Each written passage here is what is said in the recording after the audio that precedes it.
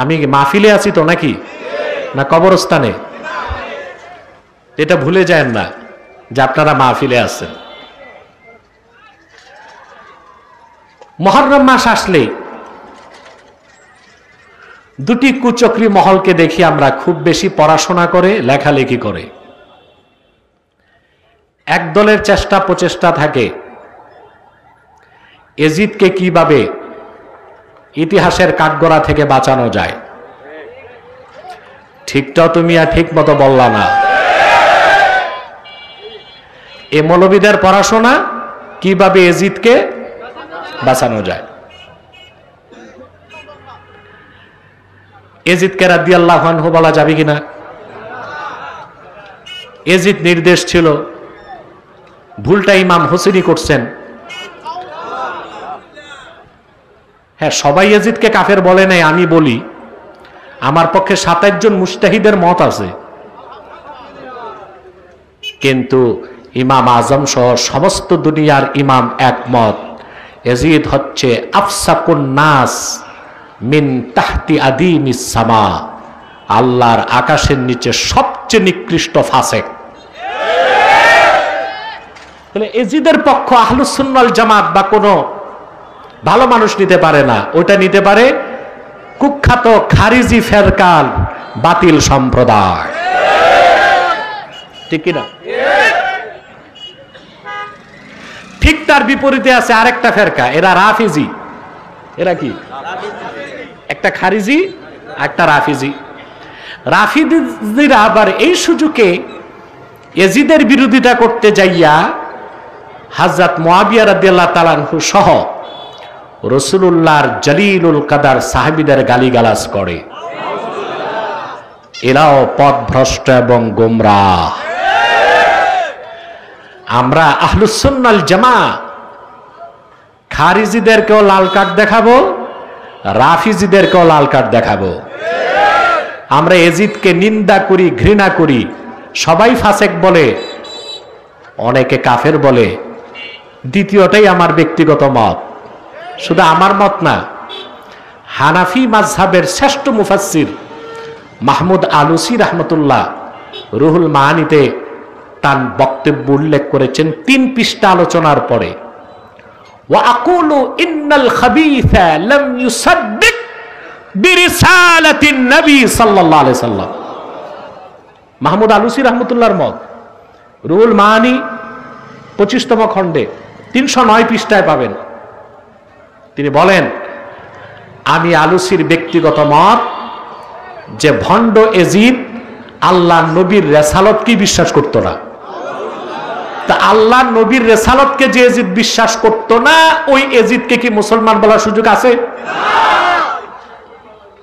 তাহলে একদিকে খারিজি, আরেকদিকে রাফিজি। ফাঁকি দিয়া মিসগাইডেড হয়ে গেছে আমার দেশের অনেক বক্তা, প্রবক্তা।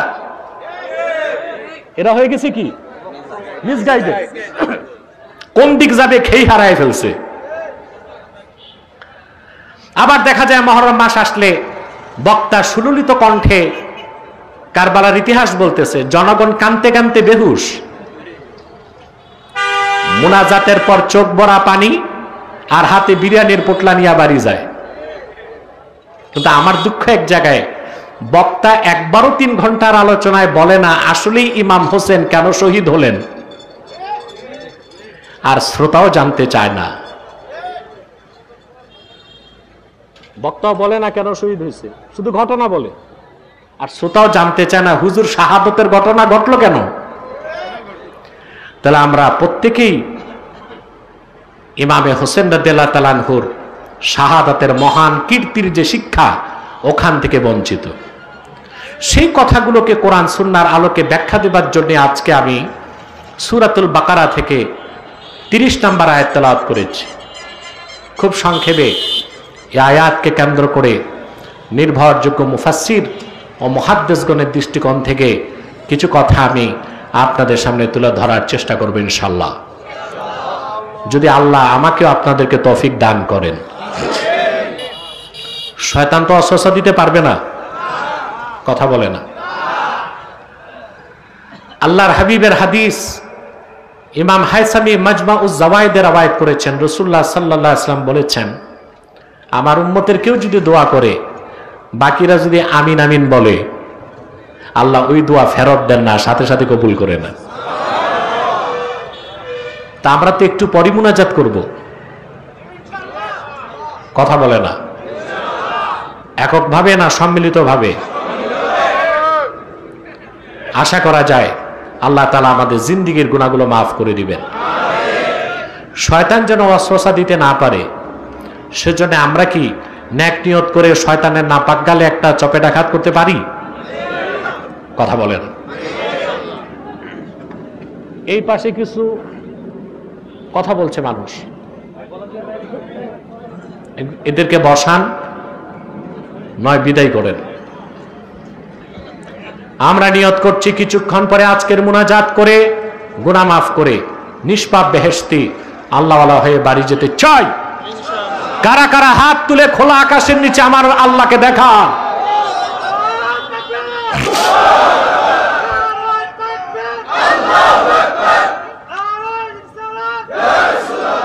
সাল্লাল্লাহু আলাইহি ওয়াসাল্লাম। সম্মানিত সুধী, আসুন তিলাওয়াতের মাধ্যমে আমরা মূল আলোচনায় প্রবেশ করি। আমার সঙ্গে আপনারাও তিলাওয়াত করুন, যেন প্রতিটি অক্ষরে নূর আল্লাহ তাআলা আমাদের সিনায় মানকুশ করে দেন। বলেন আল্লাহুম্মা আমিন। আউযু বিল্লাহি মিনাশ শাইতানির রাজীম। বিসমিল্লাহির রাহমানির রহিম। وَإِذْ قَالَ رَبُّكَ لِلْمَلَائِكَةِ إِنِّي جَاعِلٌ فِي الْأَرْضِ خَلِيفَةً قَالُوا أَتَجْعَلُ فِيهَا مَن يُفْسِدُ فِيهَا وَيَسْفِكُ الدِّمَاءَ وَنَحْنُ نُسَبِّحُ بِحَمْدِكَ وَنُقَدِّسُ لَكَ قَالَ إِنِّي أَعْلَمُ مَا لَا تَعْلَمُونَ।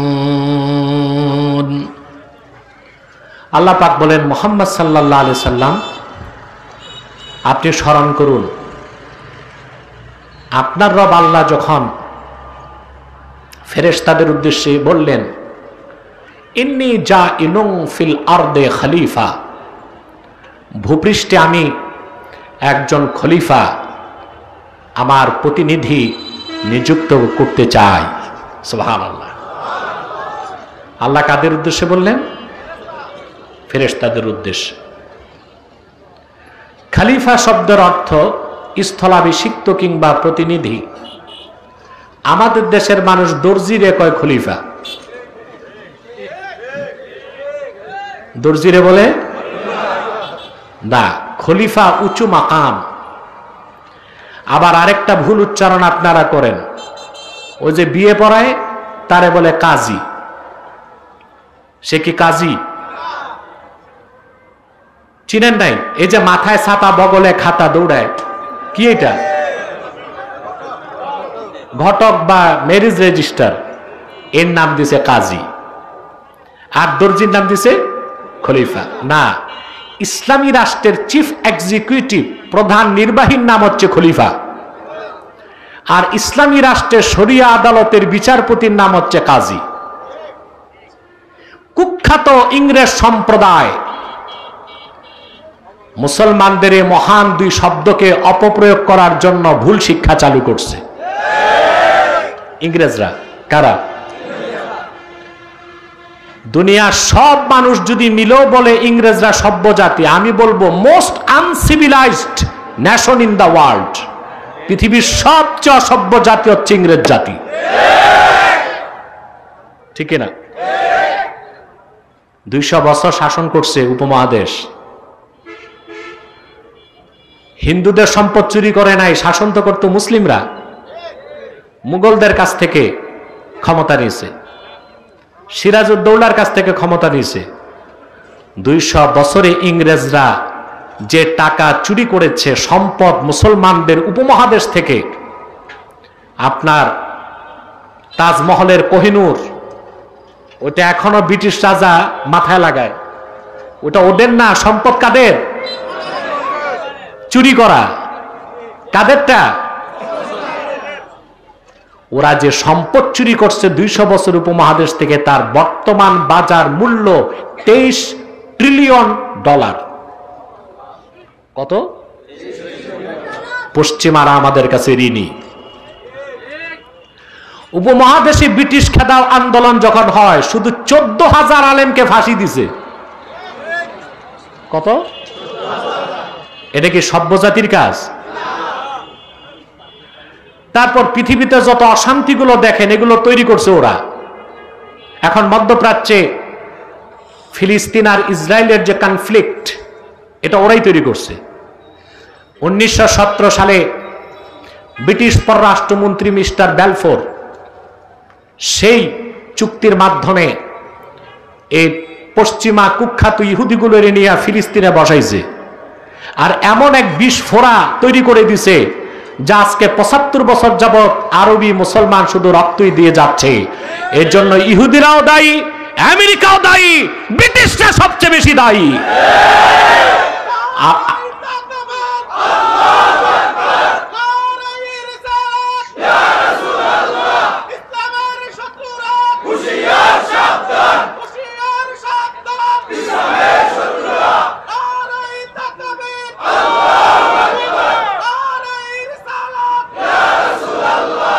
সম্মানিত সুধী, এটা কি সভ্য জাতির কাজ?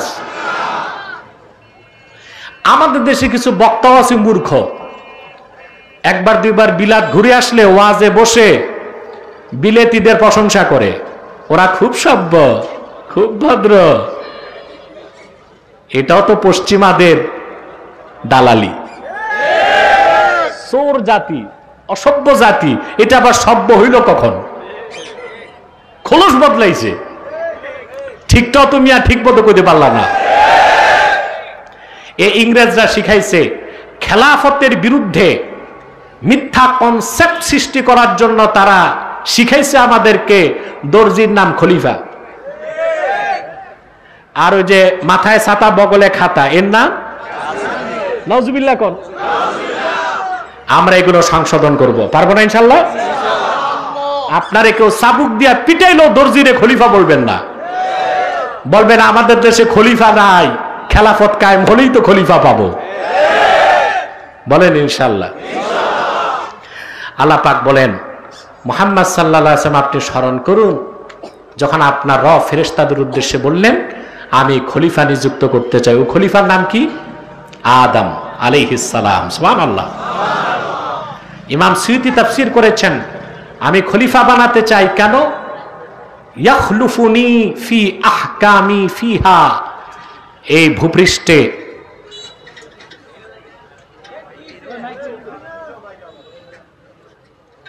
কি সমস্যা তো? এই ভূপৃষ্ঠে আওয়াজটা তো কমে গেল।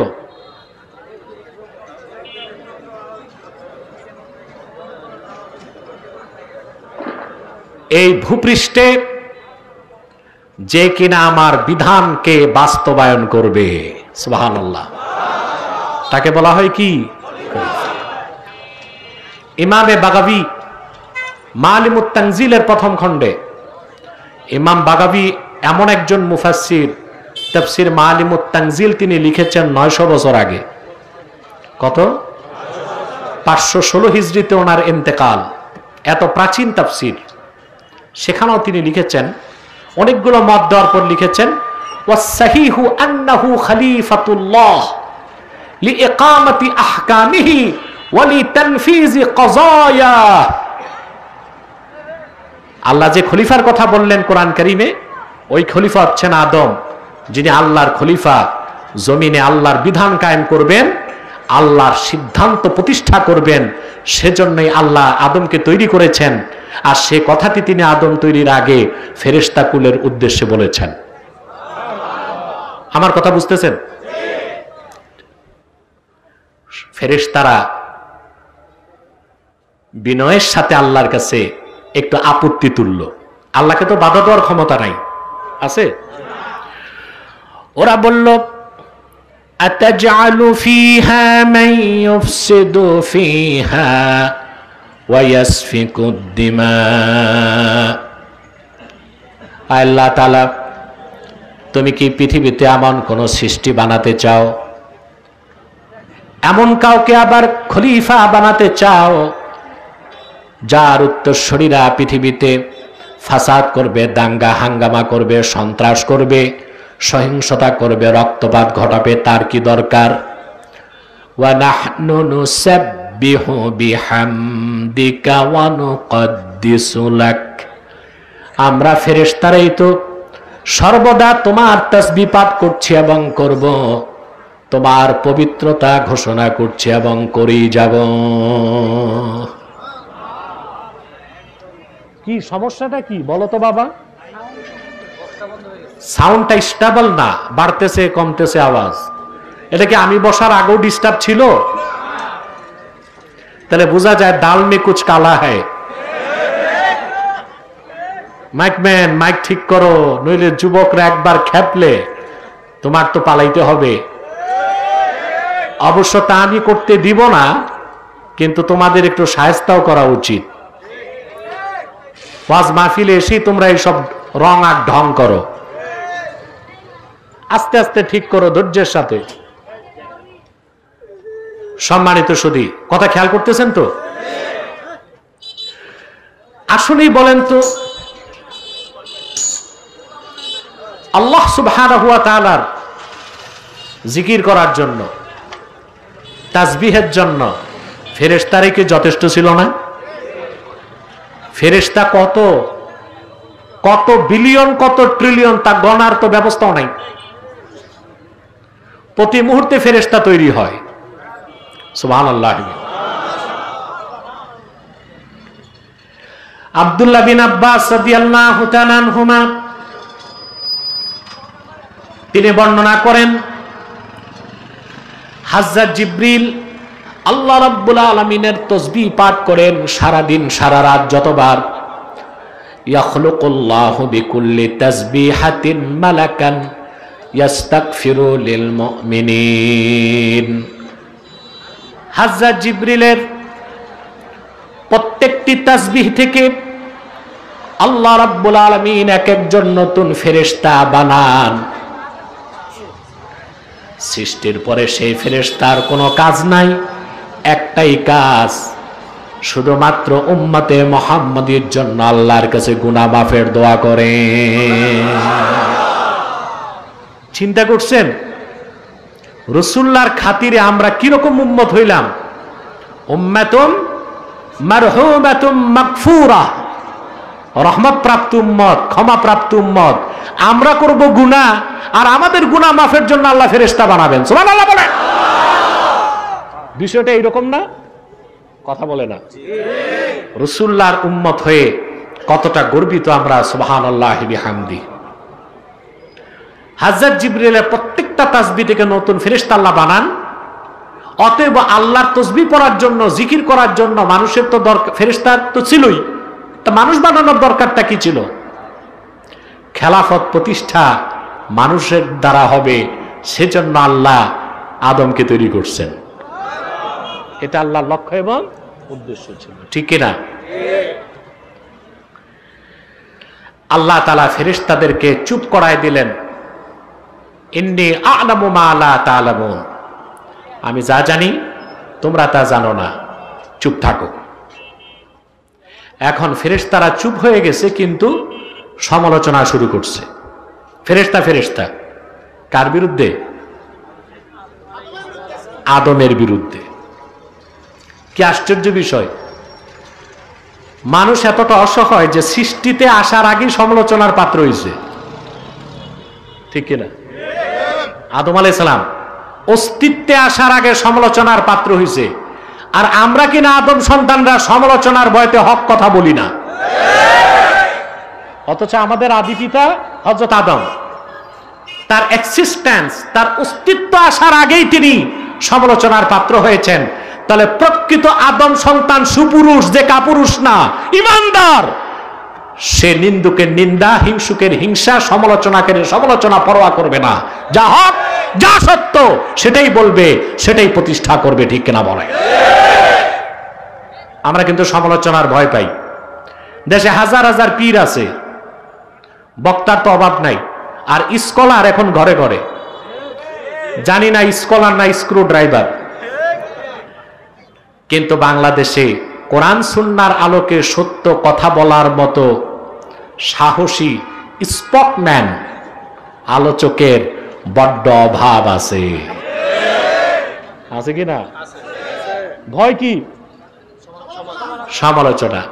ভয় হচ্ছে চাকরি চলে যাওয়ার ভয়, ভয় হচ্ছে ব্যবসায় ভাটা পড়তে পারে। ঠিক কিনা? পিসাব চিন্তা করে আমি যদি সব হক কথা বলি তো সব দলের মুরিদ তো আমারে হাদিয়া দিবে না, এটা একটা ভয় আছে। কিন্তু হযরত আদম অস্তিত্বে আসার আগেই সমালোচনার পাত্র হয়েছেন। এক ফেরেশতা আর এক ফেরেশতাকে বলতে লাগলো, লিয়াখলুক রাব্বুনা মা ইয়াশা, আমাদের রব যা খুশি তা বানাবেন। ওয়ালাই ইয়াখলুকা খালকান আকরামা আলাইহি মিন্না। এই তাফসীরটা ইমাম সুয়ুতীও করছেন, এই রকম তাফসীর ভিন্ন শব্দ ইমাম বাগাবীও করছেন। এক ফেরেশতা আর এক ফেরেশতার সাথে সমালোচনা করতে লাগলো যে আমাদের রব যা খুশি তা বানাবেন, বাধা দেবার ক্ষমতা তো আমাদের নাই, তবে কখনো আমাদের চেয়ে দামি, আমাদের চেয়ে সম্মানিত, আমাদের চেয়ে রেসপেক্টেড, আমাদের চেয়ে আকরাম কোন সৃষ্টি আমাদের রব বানাবেন না। দাবি করলো কারা? ফেরেশতারা। যুক্তি, ওদের যুক্তিটা আমরাও মানি, ফেরেশতাদের যুক্তি মানুষেরও যুক্তি। ওরা বলল, লিআন্নানা খুলিকনা ক্বাবলা ওয়া রাআইনা মা লাম ইয়ারা। কারণ আদমকে তো এখন পর্যন্ত আল্লাহ তৈরি করেন, আর আমরা কত আগে হইছি। আমাদের বয়স বেশি, আদমের বয়স কম। আমরা যা দেখছি আদম তা দেখে নাই। আমাদের এলেম বেশি, আদমের এলেম হবে কম। অতএব এলেম যার বেশি দাম তার বেশি, না বয়স যার বেশি দাম তার বেশি?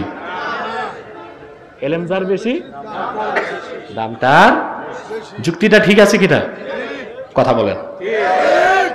আমরা কিন্তু বুঝি না, আমরা মনে করি বয়স বেশি হইলেই তারে বড় পদ দিতে হবে।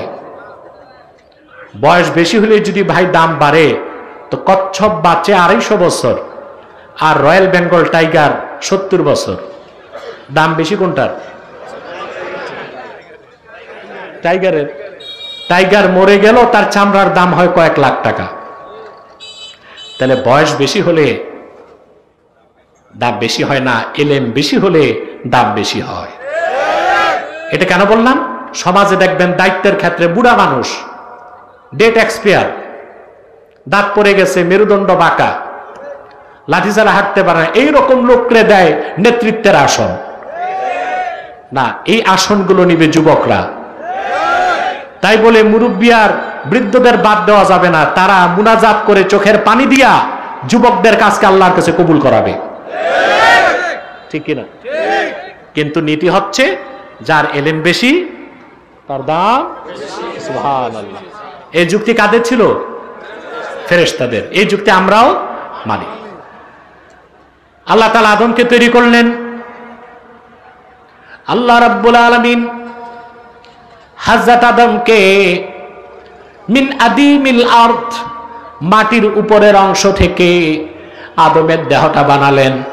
আদিম থেকে তার নাম হয়ে গেল আদম।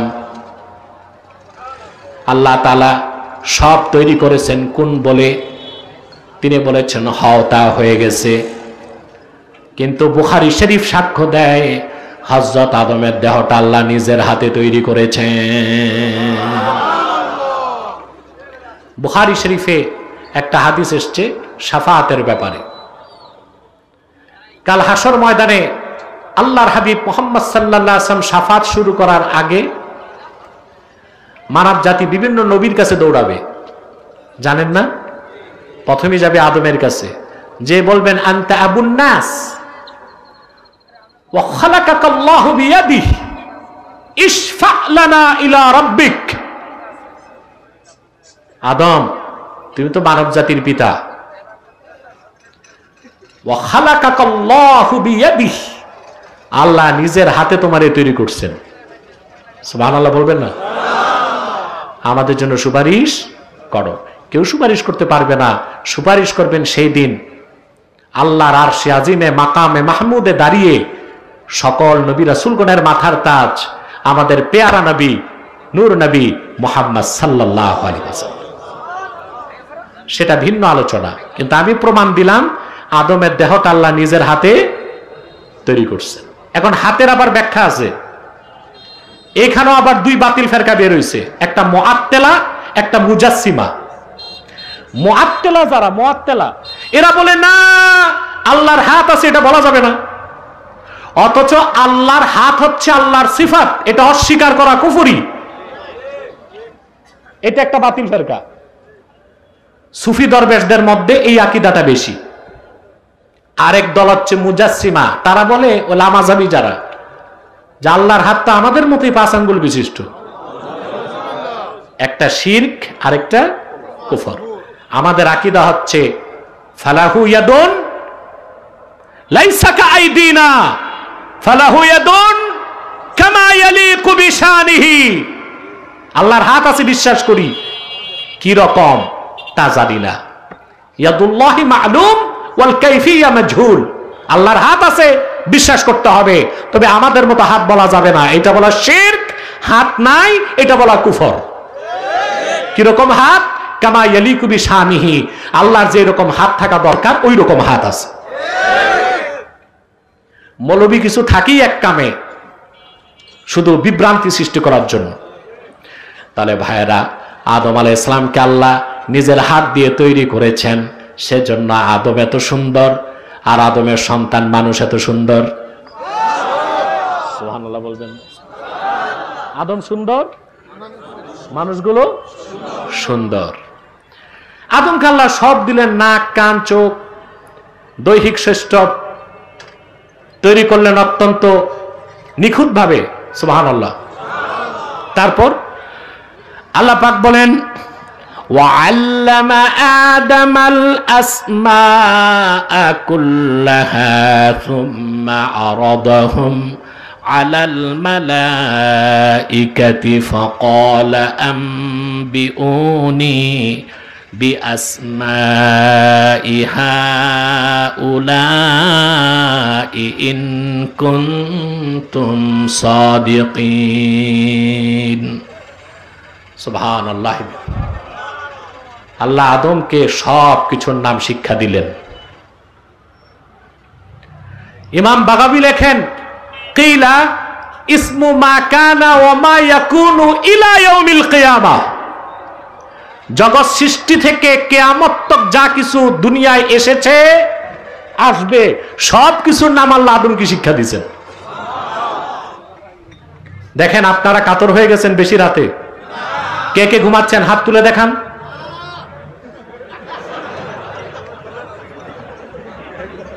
সাউন্ডটা হর্নে আওয়াজ লাগবে, আরো হর্নে হর্নে।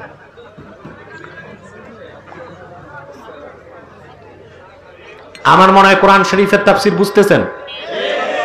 আর আমি কিন্তু ধীরে ধীরে খেলাফতের কথাগুলো বলবো ইনশাআল্লাহ। যাও চাপো, আরো বসতে দাও মেহমানকে। আসসালামু আলাইকুম। কথা শুনতেছেন? আল্লাহ তাআলা আদমকে সব কিছুর নাম শিক্ষা দিলেন। কি কি নাম বলছি না? ইমাম বাগাবী বলেন, ইসমু মা কানা ওয়া মা ইয়াকুনু ইলা ইয়াউমিল কিয়ামাহ। আদমের সৃষ্টির আগ থেকে কিয়ামত তক যত বস্তু অস্তিত্বে এসেছে, আসবে, সব কিছুর নাম শিক্ষা দিয়েছেন।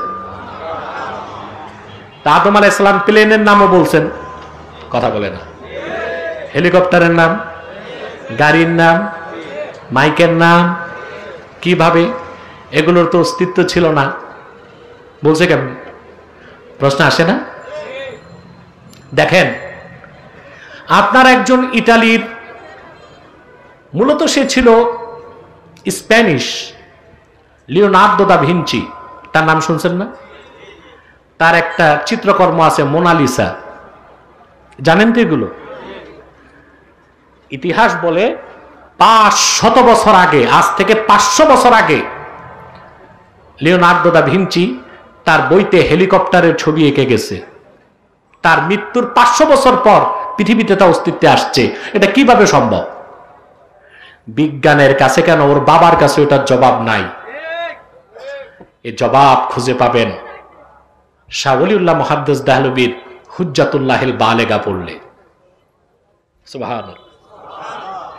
আল্লাহ তাআলা একটা জগৎ তৈরি করে রেখেছেন, তা ওটা হচ্ছে আলামে মেসাল। আলামে মেসাল। এখানে কি সবাই মাইকম্যান নাকি?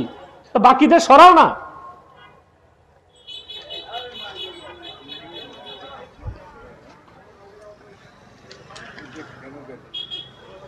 ওই জগতের নাম কি? ওটাকে আপনি ট্রান্সলেট করতে পারেন the world of samples. World of samples, অর্থাৎ আল্লাহ একটা স্যাম্পলের জগৎ বানায় রাখছেন। ওখানে যে স্যাম্পল আছে ওইটাই দুনিয়াতে অস্তিত্বে আসবে। সুবহানাল্লাহ বলে। তো যে প্লেন আছে, হেলিকপ্টার আছে, রকেট আছে, এগুলোর স্যাম্পল আল্লাহ আলমে মেসালে তৈরি করছেন আদম সৃষ্টির আগে। তবে যেটা যখন অস্তিত্বে আসুক। শাহ ওলিউল্লাহ মুহাদ্দিস দেহলভী বলেন, মানুষ কখনো ঘুমালে তার রুহুটা বের হয়ে ঘোরাঘুরি করে, তখন মুমিন হোক আর কাফের হোক অনেক সময় আলেমে মেসালের অনেক কিছু দেখতে পায় স্বপ্নে। আমরা জবাবটা পাই লিওনার্দো দা ভিঞ্চি স্বপ্নে দেখেই তা আঁকছিল, আর সেটা আলেমে মেসালে ছিল, আর সেজন্য হেলিকপ্টার 500 বছর পর পৃথিবীতে অস্তিত্বে এসেছে। তাহলে আমরা জবাব কি পেলাম? আদম আলাইহিস সালাম জগৎ সৃষ্টির শুরু থেকে কিয়ামত পর্যন্ত যত কিছু অস্তিত্বে আসবে সব কিছুর নাম আল্লাহ তারে শিখায় দিলেন। তিনি বললেন, সুবহানাল্লাহ বলেন। শিখানোর পর আদমকে আল্লাহ তাআলা বেহেশতের মধ্যে এবার যাচাই করবেন, জ্ঞানের যাচাই। কিসের যাচাই? আমরাও কিন্তু জ্ঞান যাচাই করি। চাকরি বাকরির ক্ষেত্রে একটা কমিশন আছে বাংলাদেশে, পিএসসি, পাবলিক সার্ভিস কমিশন। এরা চাকরি দেবার আগে কি করে? কথা বলে না। আরে ভাই, মেধা যাচাই করে। কি যাচাই করে? কিন্তু সমস্যা হয়ে গেছে, মেধা যাচাই করবে যারা, ওনারা দিচ্ছে জাতিকে বাস, করতেছে প্রশ্ন ফাঁস। তো প্রশ্নই যদি ফাঁস হয়ে যায়, তা আমরা মেধা যাচাই করব কেমন করে? কথা বলে না। তাও করতেছে কারা? সরিষার ভিতরে ভূত। পাবলিক সার্ভিস কমিশনে চাকরি পাইছে যারা, ওরা করতেছে। এখন দোষ দিচ্ছে ড্রাইভার, কেউ বলতেছে পিয়ন, কেউ বলতেছে দারোয়ান। আর সাংবাদিক যেগুলো বাংলাদেশে আছে, এগুলো হচ্ছে আত পাগলা। নিউজ একটা পাইলেই সাংবাদিক মানে হচ্ছে অনুসন্ধানী। খবরটার মূল কি বের করা সাংবাদিকের কাজ। খবর একটা পাইলেই ওইটারে রিলিজ করা, এটা সাংবাদিকের কাজ না, ওইটা সাংঘাতিকের কাজ। আমাদের বাংলাদেশে এই ইয়েলো জার্নালিজম, হলুদ সাংবাদিকতা বন্ধ হওয়া উচিত, ঠিক না? এখন দোষ হচ্ছে ড্রাইভারের। কার দোষ? হ্যাঁ, ড্রাইভার দায়ী। কিন্তু প্রশ্ন তো পাবলিক সার্ভিস কমিশনে যে প্রশ্ন হয়, 3টা সেট থাকে। কয়টা? 3টা। তারপর লটারি হয়। লটারি ধরার একটা যন্ত্র আছে ওদের কাছে, নেট। ওইটার মধ্যে 3টা প্রশ্ন থাকে, 3 রকম। তারপর এটা ঘুরানো হয়। একটা লটারিতে আসলে ওইটাই পরীক্ষাতে আসে। তার মানে পাবলিক সার্ভিস কমিশনের চেয়ারম্যানেরও জানার কথা না প্রশ্ন কোনটা আসবে। কিন্তু যারা প্রশ্ন ফাঁস করে, ওই চোরদের হাত এত লম্বা, 3 সেটের প্রশ্ন আর আগে ফাঁস করে যেইটা লাগে। এর জন্য উদরপিণ্ডি বুদর গাড়ি দিয়ে ড্রাইভারকে ফাঁসালেই হবে না। যারা জড়িত সবার দৃষ্টান্তমূলক শাস্তি বাংলাদেশে হতে হবে। চান আপনারা? নইলে আমরা যোগ্য মানুষ পাবো কেমনে দেশে? মেধা যাচাই এটাও শুরু করছেন আল্লাহ তাআলা। কোথায়? জ্ঞানের যাচাই কোথায়? সুবহানাল্লাহ। একদিকে আদম, আরেকদিকে বিলিয়ন বিলিয়ন ফেরেশতা। ওই ফেরেশতাদের মধ্যে জিবরিল ছিলেন, মিকাইল ছিলেন, ইসরাফিল ছিলেন, মালাকুল মউত ছিলেন। সুবহানাল্লাহ বলবেন। আল্লাহ রাব্বুল আলামিন ফেরেশতাদেরকে বললেন, আম্বিউনি বিআসমাই হাউলাই ইন কুনতুম সাদিকিন। ফেরেশতারা, তোমাদের দাবি ছিল তোমাদের এলেম বেশি, আদমের এলেম কম। এলেম যার বেশি, দাম তার। তো এই জিনিসগুলোর নাম তোমরা বলো। আল্লাহ কাদেরকে বললেন? বলো। কোরআন সাক্ষ্য দেয়, ক্বালু সুবহানাকা লা ইলমা লানা ইল্লা মা আল্লামতানা ইন্নাকা আনতাল আলিমুল হাকীম। ক্বালু সুবহানাক, সমস্ত ফেরেশতা বলল পবিত্রতা আল্লাহ শুধু তোমার। লা ইলমা লানা ইল্লা মা আল্লামতানা, তুমি যদ্দুর জ্ঞান দিছো এর বাইরে আমাদের কোনো জ্ঞান নাই। এই একটা জিনিসের নাম আমরা জানি না। আল্লাহ বলেন, আদম এবার তোমার পালা, বলো। শুরু করলেন তিনি বলা, একেবারে ইসমু মা কানা ওমা ইয়াকুনু ইলা ইয়াউমিল কিয়ামা। জগৎ সৃষ্টির শুরু থেকে কিয়ামত তক যত জিনিস অস্তিত্বে এসেছে সব কিছুর নাম আদম আলাইহিস সালাম বলতে লাগলেন। ইমাম সুয়ুতির মতে আদা, রসুন, ডাল এই নামও বলছেন, এবং ফেরেশতাদের নামও বলে দিয়েছেন আদম আলাইহিস সালাম। এলেম কার প্রমাণ হলো বেশি? তো ফেরেশতাদের যুক্তি তো সেরাকে।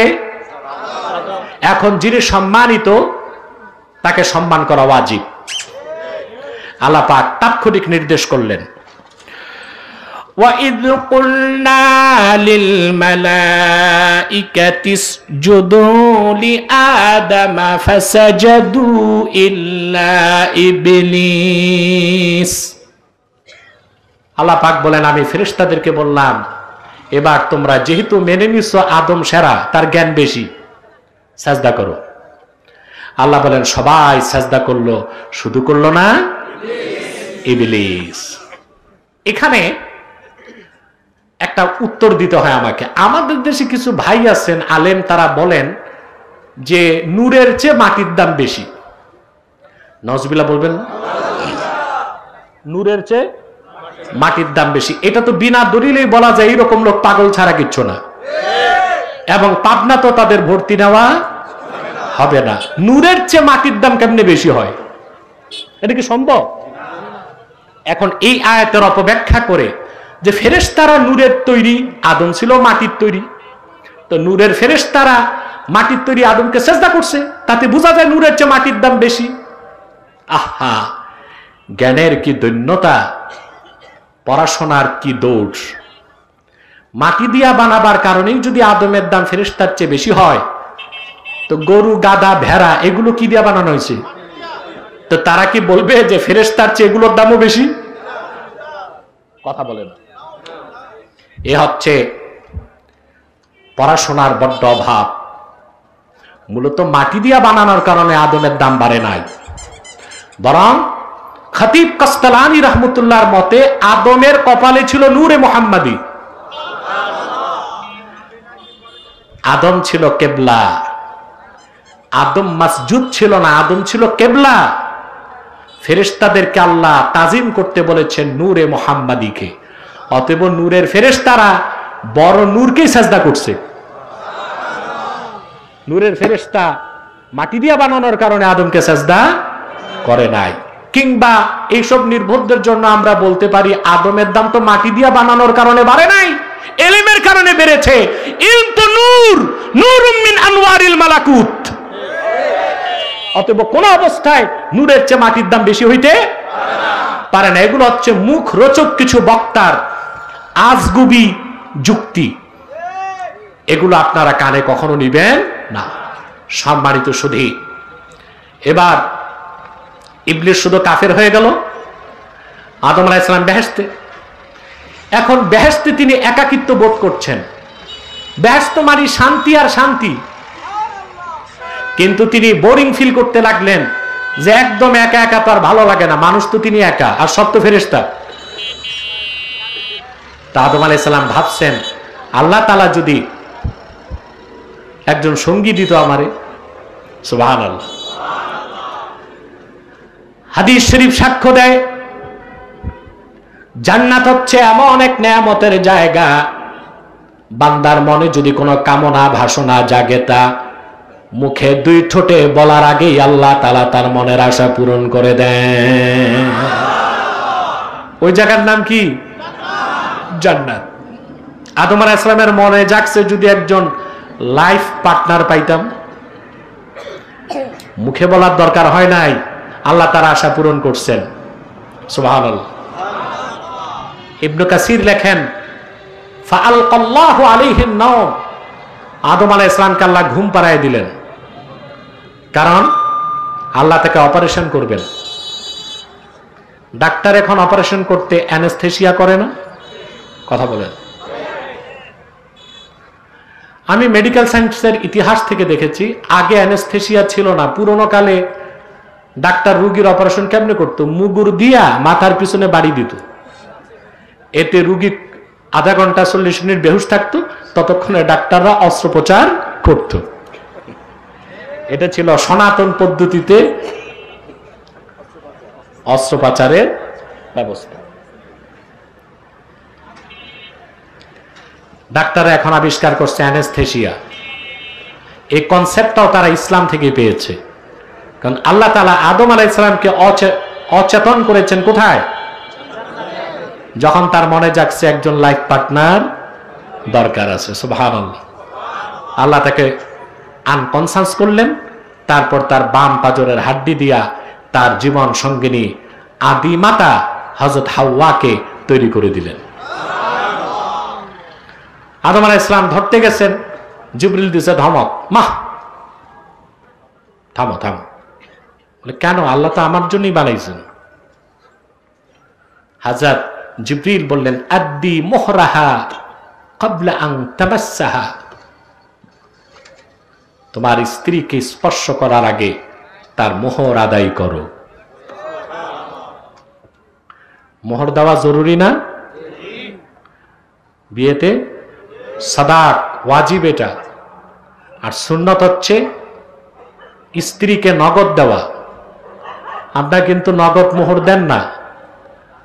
লিখাইতে সময় লেখায় চৌধুরী সাহেবের ছেলে কম দিলে কি হয়? 33,33,333 টাকা দেয়, মোটে 33,000, বাকি সব বাকি। অনেকে আবার ভাসর রাতে স্ত্রীকে ইমোশনাল ব্ল্যাকমেল করে, পায়েটায় ধইরা মাফটা চেয়ে নেয়। এই কাজ করবেন না।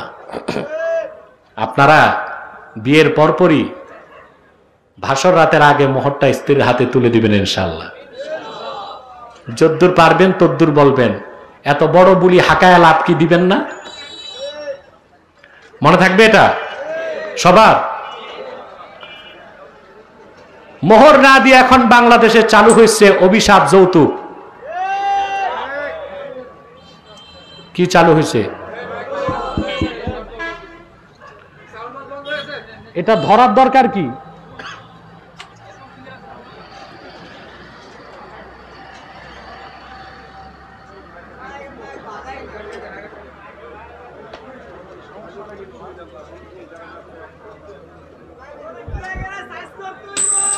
এই চুপ থাকো, এই মিয়া বসো। এখানে মাইক ডিস্টার্ব মানে কি চলবেই না এমন তো না। সম্মানিত সুধী, এটা তুমি ধরো কেন বারবার? আরে পিছিয়ে যাও, তুমি 3 হাত দূরে দাঁড়াও, আর ধরো না। বাস থাক, এখন যেমনি আছে চলুক না।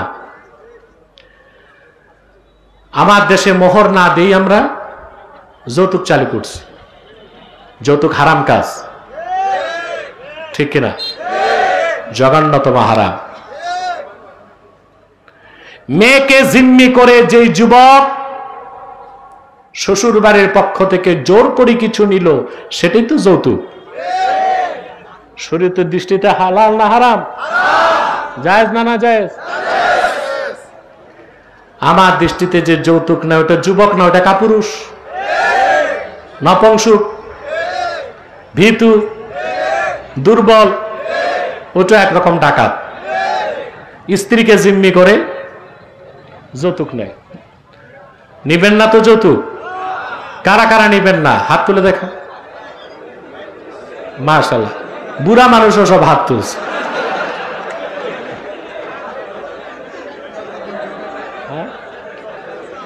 এর মানে ওনাদের বোঝা যায় যে বিয়ের শখ আছে।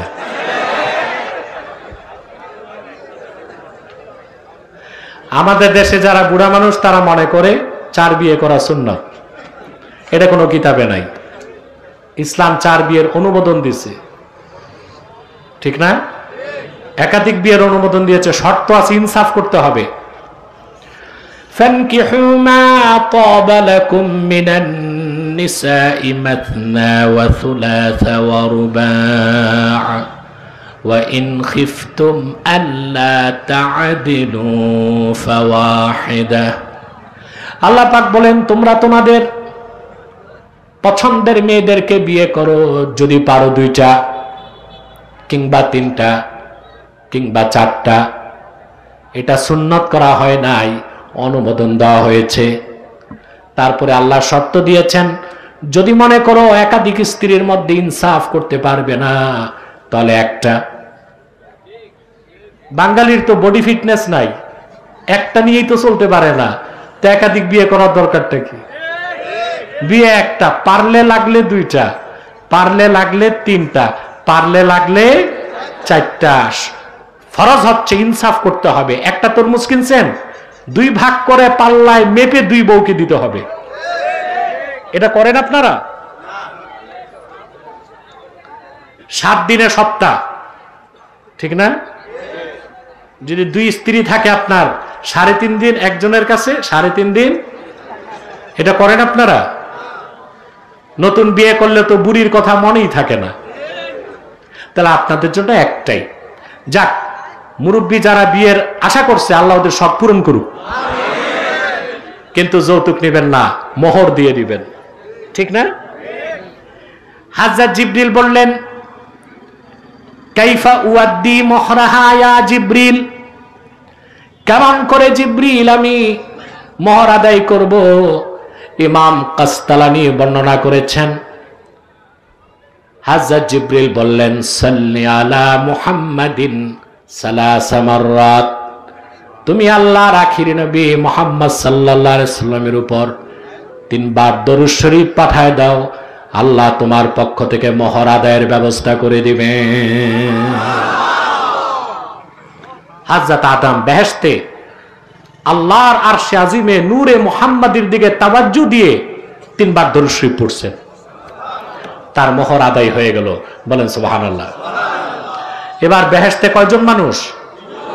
মানব, মানবী, আদি পিতা, আদি মাতা।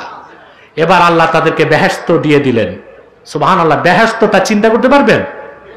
আমাদের দেশে অনেক মূর্খ আছে, বাড়ি একটা বানায় নাম দেয় জান্নাত মহল। ও জানেই না আল্লাহর জান্নাত কি জিনিস। ওটা চিন্তা করা যায়? তো আল্লাহ পাক কোরআন কারীমে সে কথাটিও বলেছেন।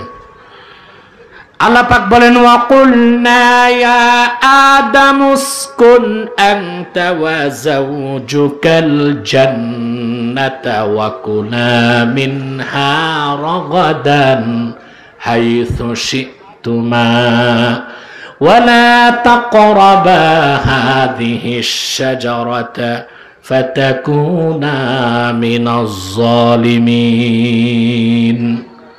আল্লাহ পাক বলেন, আমি আদম ও তার স্ত্রীকে বললাম, আদম তুমিও তোমার স্ত্রী পরম আনন্দে বেহেশতে বসবাস করো। সুবহানাল্লাহ।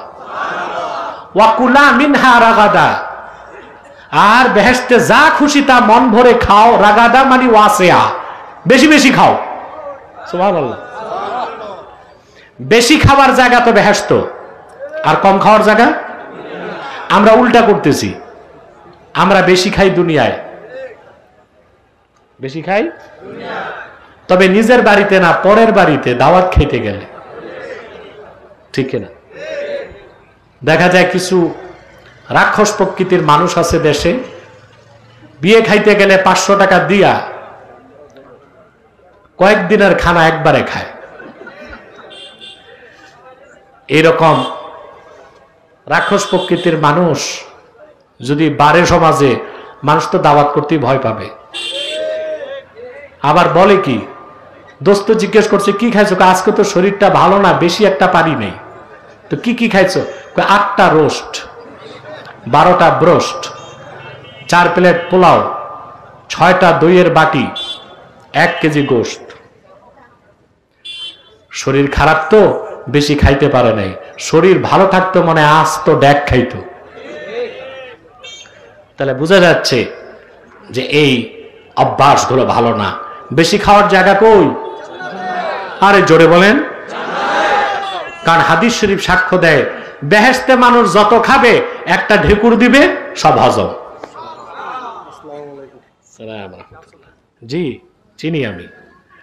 তাহলে আদম আলাইহিস সালামকে আল্লাহ বললেন, তুমিও তোমার স্ত্রী ঘরে বেহেশতে বসবাস করো, যা খুশি তা মন ভরে খাও। এটা কি আদেশ? এটা কি? আর একটা নিষেধ করলেন, ওয়ালা তাকরাবা হাযিহিশ শাজারাতা ফাতাকুনা মিনাজ জালিমিন। আর তোমরা উভয়ে এই একটি বৃক্ষের কাছেও যেও না, যদি যাও তো জালেমদের কাতারে শামিল হয়ে যাবে। আল্লাহ আদম আর হাওয়াকে বেহেশতে হুকুম করলেন কয়টা? 2টা, একটা আদেশ একটা নিষেধ। এটার নামই ইবাদত। সুবহানাল্লাহ। এটার না, এটার না ইবাদত শুরু হলো কই? এরপর আসতেছে খেলাফত, আরেকটু পরে। আমি বুঝতেছেন তো কি বলতে চাচ্ছি? ইবাদত শুরু হলো জান্নাতে। আল্লাহ একটা হুকুম করলেন, 2টা হুকুম করলেন, একটা আদেশ একটা নিষেধ। শয়তানের প্ররোচনায় আদম আলাইহিস সালাম এবং তার স্ত্রী আদেশটা মানছেন, কিন্তু নিষেধটা ছাড়তে পারেন, গন্দম খেলেন। তারপরে ঘটনা আপনারা জানেন, উভয়ের পোশাক আল্লাহ খুলে নিলেন।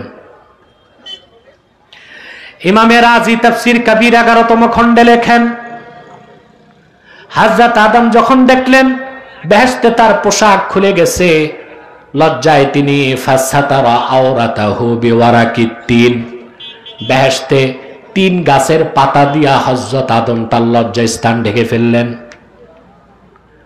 স্ত্রী হাওয়া তার অনুসরণে তিনিও 3 গাছের পাতা দিয়া লজ্জা স্থান ঢেকে ফেললেন। 3 চিনছেন তো?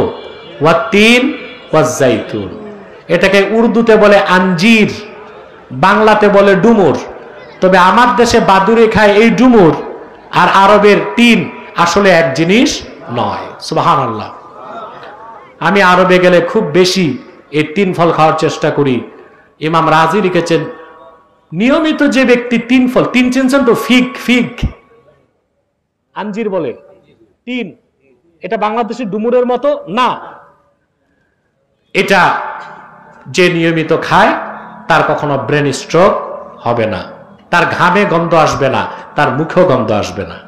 3 ফল নিয়মিত খেলে আপনার চেষ্টা করবেন। আপনার তো আজে বাজে জিনিস বেশি খান, বিড়ি সিগারেট হুক্কা, এগুলো বাদ দিয়া টাকা পয়সা জমায়া এগুলো খাওয়ার চেষ্টা করবেন। 3 ফল, খেজুর, তারপরে জাইতুন। প্রতিদিন 7টা জাইতুন যে খাবে, এত অ্যান্টি অক্সিডেন্ট তার দেহে আল্লাহ তৈরি করে দেন, ক্যান্সার জীবাণু বাসা বাঁধতে পারে না। ইসলাম আমাদেরকে খাদ্যাভ্যাসও শিখিয়েছে। সুবহানাল্লাহ। আমরা এগুলো অনুসরণ করি না। সম্মানিত সুধী, পিছে সব দরবেশ কুতুব কারা? পিছে পিছে স্টেজের পিছে, হ্যাঁ? আপনাদের কষ্ট হয়ে যাচ্ছে, আর কয়েক মিনিট, তাহলে আমি একটা মেসেজ আপনাদের দিয়ে নামতে পারবো ইনশাআল্লাহ। শুনতেছেন তো? মনোযোগ আছে? বেহেশতের দরজা খুলে গেল। আদম আলাইহিস সালামকে আল্লাহ নামায় দিলেন শ্রীলঙ্কায়, আর হযরত হাওয়াকে নামায় দিলেন সৌদি আরবের জেদ্দায়। জেদ্দা মিউনিসিপ্যালিটির কবরস্থান যেখানে, ওখানে মা হাওয়ার কবর আমি জিয়ারত করছি। মাথার কাছে লেখা আছে উম্মুনা হাওয়া, আমাদের মা হাওয়া এখানে শুয়ে আছে। সুবহানাল্লাহ, অনেক লম্বা কবর।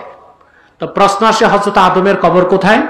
অনেক মুফাসসিরের মতে মক্কায় মসজিদ খায়েফ যেখানে, ওখানে, কারো কারো মতে। যাক, সেটা আমার ভিন্ন লেকচার আছে, দেখার সুযোগ হলে দেখে নিবেন সোশ্যাল মিডিয়াতে ইনশাআল্লাহ।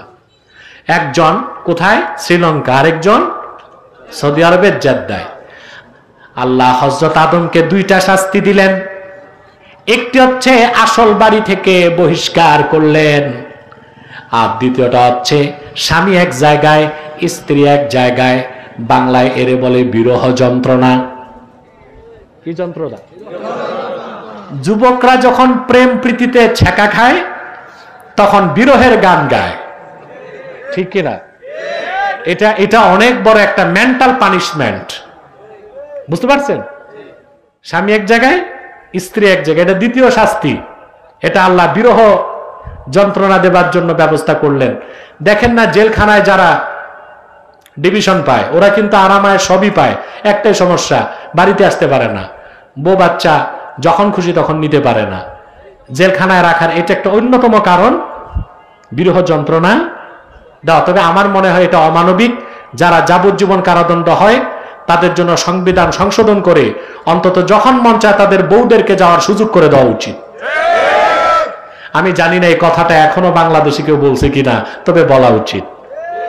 কি বলেন আপনারা? এখন যারা পানিশমেন্ট পাইছে, জেলখানায় আছে আজীবনের জন্য, ওদেরকে কি 3 বেলা ভাত দেওয়া হয় না? এটা যেমন ক্ষুধা, সেক্সুয়াল ডিমান্ড ওইটা একটা ক্ষুধা। ওটা তো অবৈধভাবে মিটানো জায়েজ নাই, তো বৈধভাবে মিটাতে হলে জেলখানায় যারা যাবজ্জীবন কারাদণ্ডপ্রাপ্ত আসামি তারা যদি অ্যাপ্লিকেশন করে সময় সময় তাদের বউদেরকে নেওয়া উচিত কিনা? কথা বলে না। আমাদের দেশে তথাকথিত মানবতার ধারক বাহক ফেরিওয়ালা যারা, এরা টকশোতে লম্বা লম্বা বক্তব্য দেয় কিন্তু এই মৌলিক কথাগুলো বলে না। আসলে ইসলাম আমাদেরকে এই মানবিকতা শিক্ষা দেয়, বলেন সুবহানাল্লাহ। আমার কথায় যুক্তি আছে? যদি জেলখানায় যে বন্দী থাকে তাকে যদি 3 বেলা খাবার দেওয়া হয়, তো আমি যেটা বললাম ওইটাও তো একটা সেক্সুয়াল ডিমান্ড, ওটা পূরণ করতে দেওয়া উচিত না বৈধভাবে?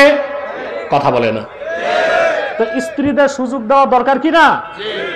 এটা আমি মনে করি সব আলেমরা বললে, বুদ্ধিজীবীরা বললে সরকার নতুন করে চিন্তা করতে পারে। আল্লাহ কবুল করুক। আদম আলাইহিস সালাম এক জায়গায়, তার স্ত্রী আরেক জায়গায়। বিরাট ঘটনা, সেই দিক যাচ্ছি না। আদম আলাইহিস সালাম, ইমাম খাজেম লেখেন, তিনি যখন আকাশ থেকে নেমেছেন তার দৃষ্টি ছিল মাটির দিকে। 300 বছর তিনি লজ্জায় আকাশের দিকে তাকান নাই, তওবা করছেন। একটি বর্ণনায় 360 বছর, আরেক বর্ণনায় 460 বছর, আরেক বর্ণনায় 600 বছর, আমরা বলবো শত শত বছর। তার দোয়া কবুল হয় না। হঠাৎ তার মনে পড়ল জান্নাতের কথা। তিনি একদিন আল্লাহর কাছে তওবা করে বললেন, ইয়া রব, আসআলুকা বিহাক্কি মুহাম্মাদিন সাল্লাল্লাহু আলাইহি ওয়াসাল্লাম লিমা গাফারতা লি। আল্লাহ, শত শত বছর তওবা করলাম, তওবা কবুল হয় না। আজকে তোমার আখিরি নবী, তোমার দোস্ত, তোমার প্রিয় হাবিব মুহাম্মদ সাল্লাল্লাহু আলাইহি সাল্লামের ওসিলা ধরছি, ওনার খাতিরে তুমি আমি আদমের গুনাহ মাফ করে দাও। আমাদের দেশে কিছু আলেম বলে এই হাদিস সহিহ না, আসলে তাহকিকের অভাব। এই হাদিসটি বর্ণনা করছেন ইমাম বাইহাকি দালাইলুন নবুয়াতে। এই হাদিসটি বর্ণনা করছেন ইমাম হাকিম মুস্তাদরাক আলা সহিহাইনে। এই হাদিসটি বর্ণনা করছেন ইমাম সিউতি। এই হাদিসটি বর্ণনা করছেন কাস্তালানি মাওয়াহিবুল্লাহ দুনিয়ায়। এই হাদিসটি বর্ণনা করেছেন ইমাম তাবারানি। এই হাদিসটি বর্ণনা করছেন ইমাম জুরকানি শারহে মাওয়াহিবে। এত বড় বড় মুহাদ্দিস হাদিসটিকে সহিহ হিসেবে গ্রহণ করছে। আমাদের বাংলাদেশে এখন কিছু মৌলবি গজাইছে, ওনারা বলে এই হাদিস তো জয়ীফ। বাহ, বাংলাদেশে কোনো মুহাদ্দিস আছে নাকি? আর আমিও বুখারী শরীফ পড়ে, আমাকেও মানুষ শাইখুল হাদিস বলে। আসলে তো মুহাদ্দিস মুতলাক, জাতি মুহাদ্দিস পৃথিবীতে এখন নাই। হযরত আল্লামা আব্দুল হাই লাখনভী মাজমুয়া ফাতাওয়াতে লিখছেন, মুহাদ্দিস মুতলাক জাতি মুহাদ্দিস, ওনার দৃষ্টিতে আব্দুল হক মুহাদ্দিস দেহলভীর পরে উনি আর কাউকে পান নাই। তা আমরা যে মুহাদ্দিস লিখি এটা হচ্ছে মুহাদ্দিস ওরফি। মুহাদ্দিস কথা বলে না, এই এখন সবার নামে থাকে মুফাসসির। কি থাকে? ইমাম সুয়ুতির মতোই মুফাসসির কথা বলে। ইমাম সুয়ুতি ছিলেন মুফাসসির জাতি, আর আমাদেরকে যে বলা হয় এটা মুফাসসির ওরফি। অতএব এই দুনিয়ায় যারা উলুমুল হাদিস তাদউইন করলেন, যারা হাফিজুল হাদিস, যারা ইলমুল জারহ ওয়াত তাদিল লেখলেন, যারা উলুম ও মুস্তালাহিল হাদিস উম্মাহকে শিখালেন, সেই সুয়ুতি, সেই হাকিম, সেই তাবারানি, সেই বাইহাকি যে হাদিসকে সহিহ বলছেন, অথবা আমার দেশের কোন তাইমিয়াপন্থী সল্টু বল্টি মৌলবীর কথায় সহিহ হাদিসকে আমরা মওযু কিংবা দঈফ বলবো না। মনে থাকবে? বললো আর মানলেন কেন? প্রমাণ চান? হাদিস কোনটা সহিহ? হুকমুল হাদিস, এই যে হুকুম প্রয়োগ করা একটা ইজতিহাদি বিষয়, এটা ভুল হইতে পারে। কি হইতে পারে? একটা হাদিসকে দেখা গেল 5 জন সহিহ বলছে, একজন মওযু বলছে, তখন একজন একটা ধরতে হবে তার ইজতিহাদে গলত হয়েছে। 5 জন মুহাদ্দিস যেটা সহিহ বলছেন সেটাই গ্রহণ করতে হবে, ঠিক কিনা? আল্লাহ জিজ্ঞেস করলেন, আদম আমার হাবিব মুহাম্মদ সাল্লাল্লাহু আলাইহি ওয়াসাল্লামকে চিনলা কেমনে? আদম তখনও বেহেশতে। কোথায়? কথা বুঝেন না? আদম তখন কোথায়? আল্লাহ বলেন আমার হাবিবকে চিনলা কেমনে? আদম বলেন, আল্লাহ যখন তুমি আমার দেহটা বানায় রূহ দিলাম, আমি যখন সাজদা থেকে মাথা তুললাম, আমি তোমার আরশে আজিমের কাওয়াইমে লেখা দেখলাম, বিসমিল্লাহির রহমানির রহিম, লা ইলাহা ইল্লাল্লাহ মুহাম্মাদুর রাসূলুল্লাহ সাল্লাল্লাহু আলাইহি ওয়াসাল্লাম। তোমার নামের সাথে তোমার হাবিব মুহাম্মদ সাল্লাল্লাহু আলাইহি ওয়াসাল্লামের নাম লেখা দেখলাম। তখন আমি জিজ্ঞেস করেছিলাম, আল্লাহ মুহাম্মদকে? তুমি আল্লাহ বলেছিলাম মুহাম্মদ তিনি। তাকে যদি তৈরি না করতাম, সৃষ্টি না করতাম, আদম আকাশ ও জমিন কিছুই বানাতাম না, তোরেও বানাতাম না। আল্লাহ আমার তওবা কবুল হয় না। আজকে আমি তোমার কাছে তোমার হাবিব, তোমার প্রিয় হাবিব মুহাম্মদ সাল্লাল্লাহু আলাইহি ওয়াসাল্লামের ওসিলা ধরে তওবা করলাম, আমার দোয়া কবুল করে নাও। তৎক্ষণাৎ আল্লাহ জবাব দিয়ে দিলেন, শত শত বছর জবাব দেন নাই। আল্লাহ ডেকে বললেন, রে আদম, আমি তোমার তওবা কবুল করে নিলাম, তোমার গুনাহ মাফ করে দিলাম। শুধু তাই না, আল্লাহ আদমের গুনাহ মাফ করে আব্দুল্লাহ আদমকে আল্লাহ নবিউল্লাহ বানায় দিলেন। সুবহানাল্লাহ। এবার শুরু হলো দুনিয়ায় খেলাফত। সুবহানাল্লাহ বললেন। ইবাদত শুরু জান্নাতে, দুনিয়ায় শুরু। সুবহানাল্লাহ বলবেন না? সব মুফাসসির একমত, ওয়াসসাহিহু আন্নাহু খলিফাতুল্লাহ লিইকামাতি আহকামিহি ওয়া লিতানফিজি কাযায়া। আদম আল্লাহর খলিফা, এই জমিনে আল্লাহ তাকে খলিফা হিসেবে পাঠিয়েছেন। কেন? তিনি যেন আল্লাহর বিধান দিয়া জমিনকে পরিচালনা করতে পারেন, আল্লাহ সিদ্ধান্তকে যেন জমিনে বাস্তবায়ন করতে পারে। বলেন সুবহানাল্লাহ। কথা শুনতেছেন? এবার আমরা যাব কারবালার শিক্ষার দিকে। সব মনোযোগ দেন। শুরু করছি যেটা দিয়া, সেদিক যাচ্ছি। আল্লাহ কবুল করুক। আমার ভাইয়েরা, এক কথায় আমি ব্যাখ্যা দিচ্ছি। ইবাদতের অর্থ আমরা শিখেছি, ইবাদত হচ্ছে আল ইতাআতু মা'আজ জিল্লাতি ওয়াল খুদুই, আল্লাহর আদেশগুলো মানা আর নিষেধগুলো ছাড়ার নাম কি? জোরে বলেন। পুরুষের কণ্ঠে বলেন। শুধু নামাজ পড়া ইবাদত না। অনেকে আছে বাংলাদেশে নামাজও পড়ে সুদও খায়, নামাজও পড়ে ঘুষও খায়, রোজাও রাখে, ইফতারের আগ দিয়া খেতে যাইয়া প্রতিবেশী ভাইয়ের খেতে সীমানা ধাক্কায়। আছে না দেশে? নামাজও পড়তেছে, সুদও খাচ্ছে, রোজাও রাখতেছে, ঘুষও খাচ্ছে, ঠিক কিনা? ওই যে ড্রাইভার ধরা গেছে পাবলিক সার্ভিস কমিশনে, এরে জিজ্ঞেস করছে টাকাগুলো কি করছেন, কয়েকগুলো দিনের পথে খরচ করছে। নাউযুবিল্লাহি মিন যালিক।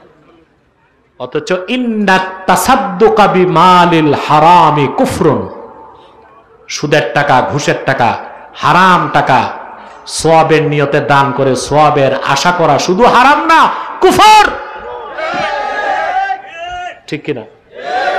এইসব দুর্নীতিবাজ, সুদখোর, ঘুষখোররাই দেখবেন আমাদের দেশে মসজিদে, মাদ্রাসায়, মাহফিলে বড় অঙ্কের টাকাটা দেয়। ঠিক না? মানুষও দাওয়াত করে এদেরকে নিয়ে আসে। এই কে আসতেছে চিফ গেস্ট, কে ওয়াজে, বলে বদরুদ্দিন চৌধুরী ছেলে সদরুদ্দিন চৌধুরী। আর বক্তা যিনি কালেকশনের বসছে, উনি তো মাশাআল্লাহ 10,000 টাকা দিলে এক মুনাজাতে বদরুদ্দিনের 3 পুরুষকে বেহেশতে ঢুকায়। বক্তা নিজেও জানে না সে বেহেশতে যাবে কিনা, খোঁজও নিল না যে টাকাটা দিছে ওটা হালাল না হারাম। ঠিক কিনা? আমি একটা কথা বলে যাই যুবকরা, সুদের টাকা, ঘুষের টাকা, হারাম টাকায় মরমর পাথর দিয়া মসজিদ যদি বানাও, সেই মসজিদে নামাজ পড়লে নামাজ আদায় হবে অবশ্যই, কিন্তু কবুল হবে না। কিন্তু রক্ত পানি করা, ঘামের পয়সা দিয়া খেজুর পাতার মসজিদ যদি বানাও, ওখানে মমিন যদি একটা সাজদা করে, তার ওজন আল্লাহর কাছে 7 আকাশের চেয়ে বেশি দামি হয়ে যায়। সুবহানাল্লাহ। হালালের বরকতটা অনেক বেশি। ঠিক কিনা বলেন? তো বলছিলাম হাজরাতে, তো নামাজও পড়ে সুদও খায়, এটাকে ইবাদত হয়? ইবাদত পানি হচ্ছে আদেশ মানা, নিষেধ ছাড়া, এটা ইবাদত। তাই খেলাফত কি? খেলাফত হচ্ছে আদেশ মানানো, নিষেধ ছাড়ানো, এর নাম কি? খেলাফত। এই জন্য ইবাদত করা যায় মাদ্রাসায় বসে, ইবাদত করা যায় মসজিদে বসে, ইবাদত করা যায় খানকায় বসে, কিন্তু খেলাফতের জন্য জমিনের মালিক হইতে হয়। খেলাফতের জন্য আল্লাহর হুকুম বাস্তবায়ন করার জন্য আপনাকে ভূপৃষ্ঠের প্রোপাইটার হতেই হবে, সেটা খেলাফত। আর সেটার জন্য আপনাকে অবশ্যই খেলাফত ভিত্তিক রাজনীতি করতে হবে। বনি ইসরাইলের প্রত্যেক পয়গম্বর আদম আলাইহিস সালাম খলিফা ছিলেন, এই জন্য বনি ইসরাইলের পূর্বের নবীগণ রাজনীতি করতেন। সুবহানাল্লাহ বলেন। এটা বিশ্বাস হয় নাই? জি না, আপনাদের বিশ্বাস হয় নাই, কারণ আপনারা মনে করেন রাজনীতির মতো এত নোংরা জিনিস বনি ইসরাইলের নবীরা করতো, তা কি হইতে পারে নাকি? আরে রাজনীতির অর্থ আপনাদের কাছে রাজনীতি মানে কল্লা নেওয়া, রাজনীতি মানে লুটপাট, রাজনীতি মানে সন্ত্রাস, রাজনীতি মানে জ্বালাও পোড়াও, রাজনীতি মানে মানুষের ধ্বংস সাধন। ইসলাম যে খেলাফতের রাজনীতি শিক্ষা দিয়েছে, যার জন্য ইমাম হোসেন এজিদের তরবারিকে ভয় পায় নাই, সেটা হচ্ছে চেক এন্ড ব্যালেন্স, সমাজের মধ্যে ইনসাফ প্রতিষ্ঠার জন্য, আইনের শাসন প্রতিষ্ঠার জন্য, সুষম বন্টনের জন্য, মানবাধিকার রক্ষার জন্য, আল্লাহর বিধানকে কায়েম করার জন্য হচ্ছে খেলাফতের রাজনীতি। সেটাই ইমাম হোসেন করতেন। কথা বলে না, ঠিক না? এখন আমার এই কথায় রাজনীতি খুঁজলেন নাকি? জি, খুঁজলে আমার কিছু করার নাই, এটাই সত্য কথা, এটাই হক কথা। আমাদের দেশে সুফি দরবেশ পীর যারা আছে, তারা বড় করে লিখে রাখে অরাজনৈতিক প্রতিষ্ঠান। তার মানে বাতিলকে সুযোগ দিচ্ছে যে রাজনীতিটা আপনারা দেখবেন, পীরি মুরিদিটা আমি দেখব। এ হচ্ছে হালুয়া রুটির ভাগ যেন না কমে সেই ফন্দি। মুসলিম শরীফের হাদিস সাক্ষ্য দেয়, كان بنو إسرائيل تسوسهم الأنبياء كلما حلك نبي خلفه نبي وإنه لا نبي بعدي فسيكونوا خلفاء। সহিহ মুসলিমের হাদিস। রাসূলুল্লাহ সাল্লাল্লাহু আলাইহি ওয়াসাল্লাম ১৫০০ বছর আগে উম্মতকে বলেছেন, উম্মত শোনো, বনি ইসরাইলের নবীগণ বনি ইসরাইলের রাজনৈতিক নেতৃত্ব দিত। আপনাদের অনেকের মুখে মনে হয় বম পড়ছে, ধান্দা তো আর থাকে না। রাসূলুল্লাহ বলেছেন, কুল্লামা হালাকা নাবিয়্যুন খালাফাহু নবী, একজন নবী ইন্তেকাল করলে আরেক নবী আসতো, কিন্তু জেনে রাখো নিশ্চয় আমি মুহাম্মদ সাল্লাল্লাহু আলাইহি ওয়াসাল্লামকে প্রেরণ করে আল্লাহ তাআলা নবী কিংবা রাসূল আসার দরজা চিরতরে বন্ধ করে দিয়েছেন। আমার পরে কিয়ামত পর্যন্ত কোন নবী নাই, কোন রাসূল নাই, তবে আমার উম্মতের মধ্যে খলিফাগণ আসবেন। সেই প্রথম খলিফা হযরত আবু বকর, তারপরে হযরত ওমর, তারপরে হযরত উসমান, তারপরে হযরতে আলী, তারপরে হযরতে হাসান। তিনি ৬ মাস খেলাফতের দায়িত্ব পালন করেছেন। পরবর্তীতে তিনি নিজ ইচ্ছায় হযরত মুয়াবিয়াকে দায়িত্ব বুঝাই দিয়েছেন। হযরত মুয়াবিয়া রাদিয়াল্লাহু তাআলা আনহু হযরত হাসান আর হযরত হোসেনকে প্রতি বছর 2 লক্ষ দিরহাম হাদিয়া দিতেন, সম্মানী ভাতা। মুয়াবিয়ার ইন্তেকালের পর 61 হিজরিতে তার সন্তান কুখ্যাত ইয়াজিদ খেলাফতকে বাদ দিয়া মুলুকিয়াত বা রাজতন্ত্র চালু করেছে। তখন ইমাম হোসেন ময়দানে ঝাঁপায় পড়ছেন। 10ই মুহররম শাহাদাতের মূল ইতিহাস এটা বলে না।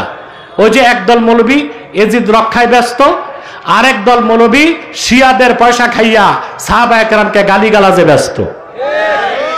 কিন্তু 10ই মুহররম শুহাদায়ে কারবালা থেকে যে শিক্ষা পাই আমরা, যে ইমাম হোসেন রাদিয়াল্লাহু তাআলা আনহু কারবালার প্রান্তরে গিয়েছেন শুধুমাত্র ইয়াজিদের অপশাসন থেকে উম্মতে মুসলিমাকে রক্ষা করে, মুলুকিয়াত বা রাজতন্ত্র কিংডমকে দাফন করে আবার খেলাফতকে প্রতিষ্ঠা করার জন্য। আমরা সেই খেলাফতের স্বপ্ন দেখি। অতএব মুহররম মাসে শুধুমাত্র কারবালার ইতিহাস শুনে কান্নাকাটি করে বিরিয়ানের পোটলা হাতে নিয়ে বাড়ি যাবেন তাতে চলবে না।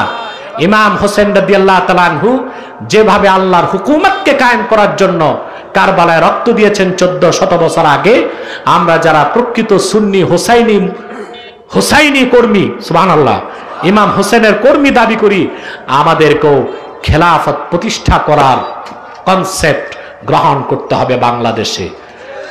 তবে তা দেখে যেতে পারবো কিনা ওইটা আমাদের চিন্তা করার দরকার নাই। আমাদের কাজ করে যাওয়া। আস-সাইয়ু মিন্না ওয়াল ইতমামু মিনাল্লাহ, প্রচেষ্টা আমাদের, একদিন আল্লাহ সফলতা দিবেন।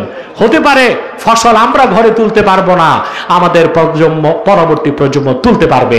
সাদাকাল্লাহুল আযীম ওয়া সাদাকা রাসূলুহুন নবিয়ুল কারীম ওয়া নাহনু আলা যালিকা মিনাশ শাহিদিন ওয়া শাকিরিন আলহামদুলিল্লাহি রাব্বিল আলামিন।